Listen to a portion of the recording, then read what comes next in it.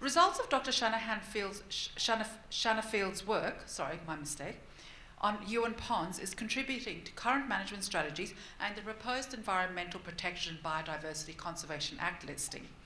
She has presented to the local irrigation district in her study area, and she's meeting with landowners to disseminate her research findings. Her research has also been featured in TV shows such as Scope, and she loves going to the river with her childcare's kindy room to show them how limnologists catch aquatic creatures. She's received her PhD in 2010 at the University of Nevada in Reno, USA, and she's currently senior lecturer and researcher at Flinders University. So please, let us welcome.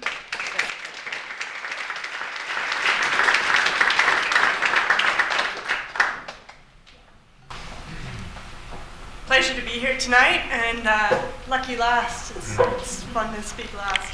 I'm a hydrologist, and I work with the National Center for Groundwater Research and Training at Flinders University.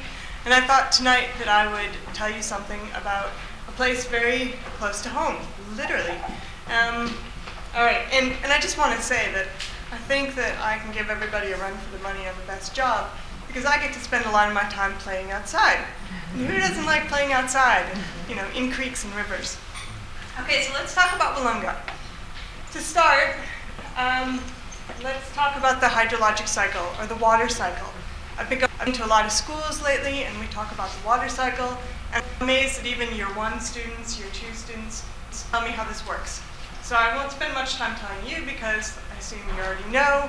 The water comes up from big water bodies, it evaporates off, it gets pushed on land, and once it gets pushed onto the land, it condenses, and it precipitates rainfall, in some places snowfall, but fall is just rainfall. Usually these diagrams have a huge mountain where it only rains on the mountain. Not true, so I took one that had a golf course instead. We do have hills here too, though, and that does, of course, push the water, the heavy rainfall up and cause it to come out. Once it gets onto the land is where I find it interesting. So once it gets onto the land, we have what's called runoff. And runoff doesn't just mean over land, it also means through the subsurface, the shallow subsurface. From there it gets into our rivers, it also gets into our groundwater, and then it makes its way very slowly back out to the sea. Not everywhere in Australia, some places it goes into the middle of the country, but most places it goes out to the sea. Okay, so what does that look like in Willunga? And this is a bit of a whirlwind, I have to say, a little bit of a tsunami of a water cycle. So ask me later if you're interested in more on any part of this cycle. First, very short introduction of Willunga Basin, because we live here. So south of here, we're up a little bit north of the shaded part there in the Willunga Basin. But just south of here is Willunga Basin. It's a whole area. I don't have a laser. That whole area that's outlined in black is the Willunga Basin. And actually, Peddler Creek is the major creek network that's within Willunga Basin, and it has an area of just over 100 square kilometers. So the basin goes a bit beyond that on the south as well, the groundwater basin. So let's start with the rainfall. How much rainfall do we get onto land here? As we've all been feeling over the last several months, it rains in the winter here. We have very seasonal rainfall. That's what it looks like over a couple of years. If we're lucky, we do get a lot of rainfall in the winter because we need it. Otherwise, it gets quite dry. And what I'm interested in then is how much of that rainfall ends up in our creeks and how do we get there? So what we see usually in Peddler Creek is that first in about June, we'll get enough rainfall that all of a sudden we have an ephemeral flow. And ephemeral means it rains and then it flows, but just for a couple days, and it stops again. It rains a bit more, and then it flows for about 3 months, right? And then it dries up. Then some of that gets into the groundwater. So we look up into the hills. Usually the groundwater doesn't come up that high. That's what we're seeing on that bottom graph there. The pink is the groundwater, and the blue is the stream flow. So it'll flow, and it makes the groundwater go up a little bit, but it doesn't go all the way up to the surface. If we move down towards McLaren Vale, sometimes it go up towards the surface. Okay, so then we asked, what's happening throughout the basin? how does things change? Every time I'm down there and talking to people, people come up and they say, what are you doing in the creek there? And they say, okay, well, I think it happens because this process or that process. And actually what we see is it happens because a whole bunch of processes coming together. So in the northwest part of the basin, we have these hills. They're very sandy, and so the water gets in, it fills up the pores between the sand, and then very slowly trickles out throughout that long season. When we go down up into the steeper hills in the east, we have very shallow soils, very, very shallow soils. That can't hold a lot of water, so that very quickly comes back out, and that causes those ephemeral flows, those very short flows, to happen.